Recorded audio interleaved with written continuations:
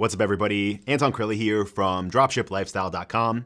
And on Monday of this week, I had posted a video sharing what it takes in ad costs to generate $50,000 a month in sales. Now that video is doing very well on the channel, has a lot of likes, a lot of great comments. So first of all, thank you for that. But it also had a few people that said it's a lot easier to do $50,000 in sales than $50,000 in take-home profit, which obviously is true. So what we're gonna talk about in this video is dropshipping profit margins, and more importantly, how to increase them. So with the goal of making this as simple as possible, I actually made a profit calculator template that you can use on your own computer. All you need to do is click the link below this video to open it in Google Drive, then click File, and then it will say Make a Copy. And if you click that, it'll copy this into your own Google Drive account, and you can follow along and do the same thing yourself. So for everybody watching this on YouTube or as a Spotify video podcast, which are now available, I think thanks to Joe Rogan, you'll be able to see me going through this. If you're just listening to the audio though, on Apple Podcasts or anywhere else, again, if you want to follow along, click the link in the description.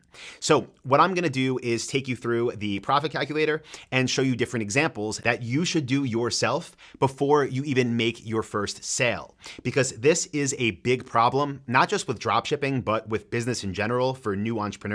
I'm guilty of it myself when I first started. You get into business and you just think, I want to do more sales. I want to do more sales. I want to do more sales. And then maybe a week goes by or a month or a year, and you realize that either you're operating at break even, maybe you're operating at a loss even and going into debt. And the reason this happens is completely avoidable. It's simply because people don't pay attention to this stuff. They don't know their numbers, and they let this happen time and time again, and it compounds on itself until people are in trouble. So what you want to do is do this again before you even get a sale to know how much money you can be making and where your numbers need to be for you to make that money.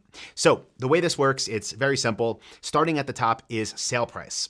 Now this would be the price that you sold a product for on your store, what your customer pays you. So let's just say we were selling a stand-up desk, because I'm at one right now, and the price for it was, we'll call it $1,200, okay? So your customer goes to your store, the price for this product is $1,200. Boom, customer pays that with their credit card, their debit card, whatever.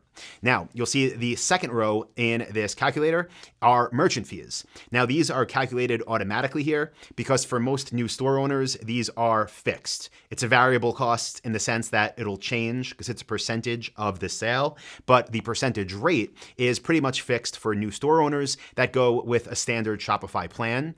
And this expense is 2.9% of the transaction plus 30 cents. So flat fee of 30 cents, then 2.9% of the transaction.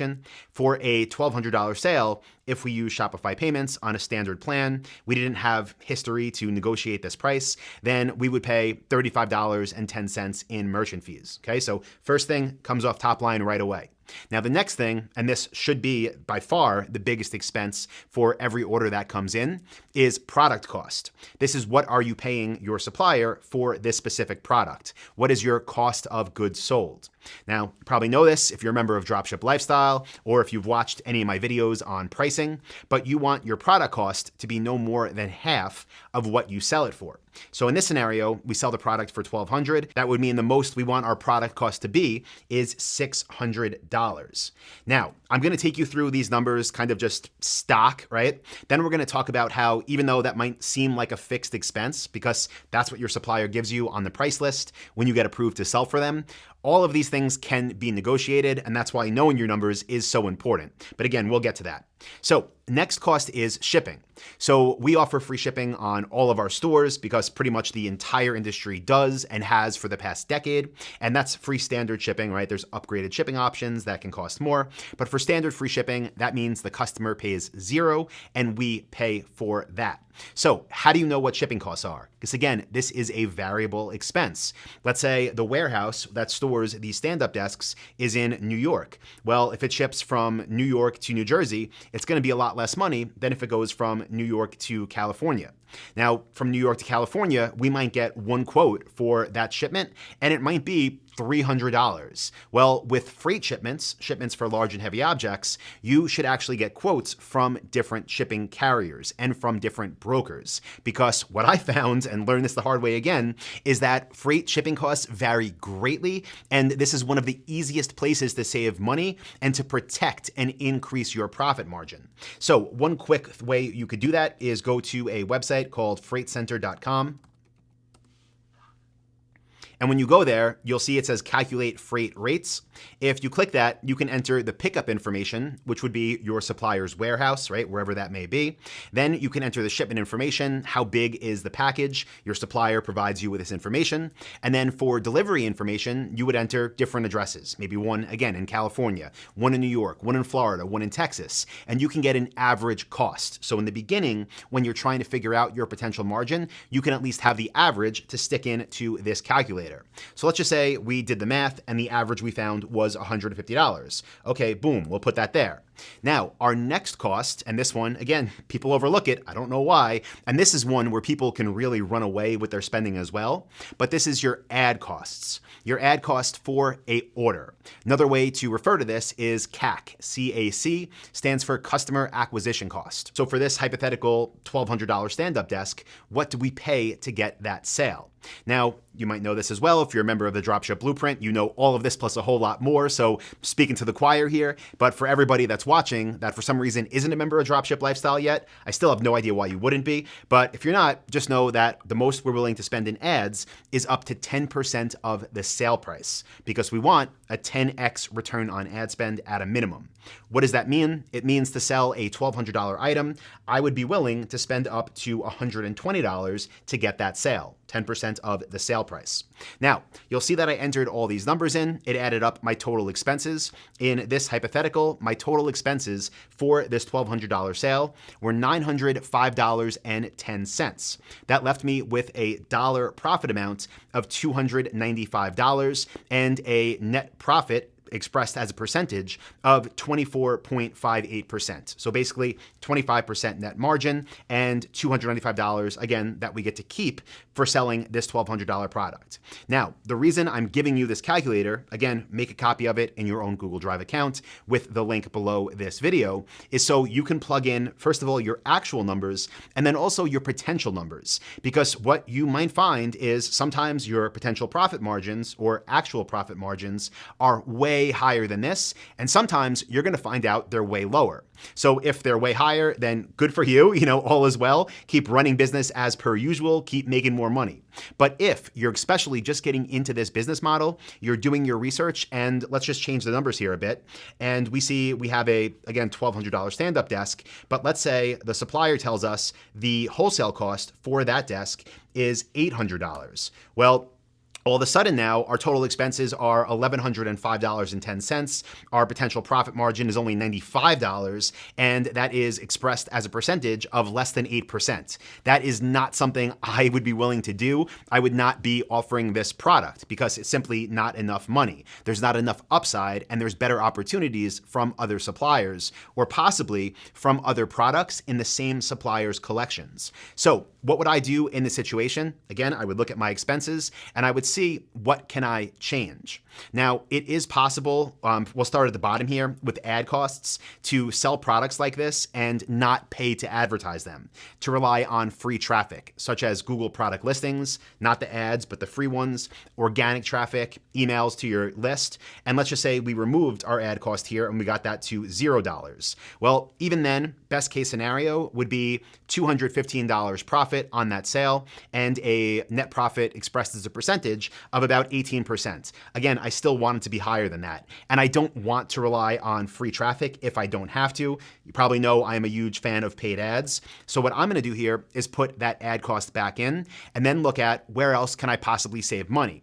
Well, you see on shipping for the $150, that is again, if we used a brokerage like freightcenter.com that got us quotes from different carriers. So that probably doesn't have much room because we already started to do research there to find the best rates. So that cost is pretty much going to stay where it is. Now, the next thing, product costs, right? This is where we would need to make something work if we found that the margins simply weren't big enough. So what I would do if this was, what I found as I was doing research with a new supplier's price list is I would simply reach out to the supplier and I would say, listen, we would still love to sell your products because of X, Y, and Z. Obviously, we know why we want to sell their stuff. We do our research first. But I would say, after reviewing the numbers, there simply isn't enough room for profit between our product cost, our wholesale cost, and minimum advertised price, the sale price we would sell to our customers for.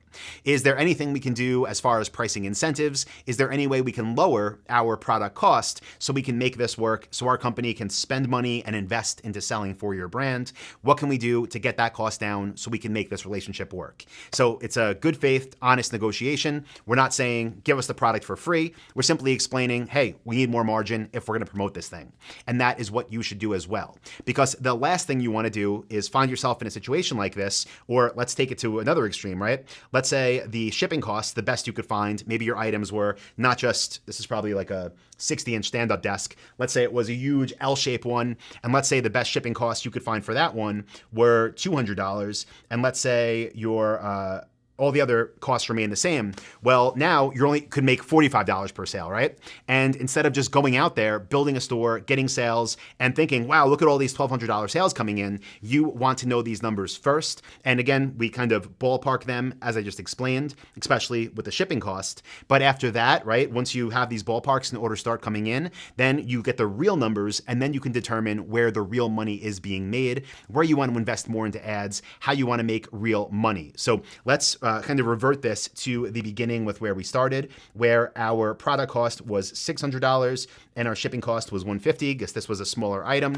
And even here, the 25% margin, listen, I'll take that all day. I would still look for opportunity because that's what I do. That's how you make more money. So what the next step of this process could look like is you determining how much money you want to earn per month net profit. And let's just use a hypothetical here. Let's say it was $10,000. So I'm going to do this on my calculator. If you want to make $10,000 a month net profit, you run your numbers, again, based off everything I just showed you, based off using the calculator below, and you know your actual net profit per order on average is $295. We're going to do 10,000 divided by 295. And that comes out to, I don't know if you could see this, but 33.89 orders. So basically 34 orders a month that we would need to reach that number, right? If we got 34 orders a month, we would do enough to make $10,000 net profit a month, every single month, in and out. So next thing I would look at, and this is going a little bit further than I was planning on in this episode, but hopefully this will help people, again, in terms of what costs could look like, because the ad costs here are what I would ask you to consider if you wanted to sell, in this case, 34 units per month. So what I would do here is take that 34, how many units I want to sell, I would multiply that times the 120 customer acquisition cost, and that equals 4,080. So for me, if I had a new store, this was my average sale price. These were my average expenses. I knew on average I would make $295 per sale. I wanted to make $10,000 a month net profit from that store. Then what I would be looking to spend in ads is $4,080. Okay, so that's how this works, guys. That is the math. These are how we calculate margins when it comes to drop shipping. And again, even though some of them seem like fixed expenses, everything is negotiable. There's always ways to kind of move the numbers as you need to and make changes in your business to adjust. That might mean cutting off some suppliers completely and not selling for them because the margins aren't there. That might mean only relying on free traffic for certain suppliers you have because the margin's not big enough. And it might mean negotiating with the suppliers to find some type of pricing incentive so you have more of a spread between your wholesale cost and your sale price, what you sell to your customer for. All right, guys, so that's going to do it for this episode. As always, I hope you got a ton of value. If you did, hit the like button, click subscribe. We have 2 new episodes every single week. And if you are not yet a member of my coaching program, but you still want a more advanced training to tell you exactly what it's all about, be sure to go to dropshipwebinar.com. Link will be in the description. I will see you there.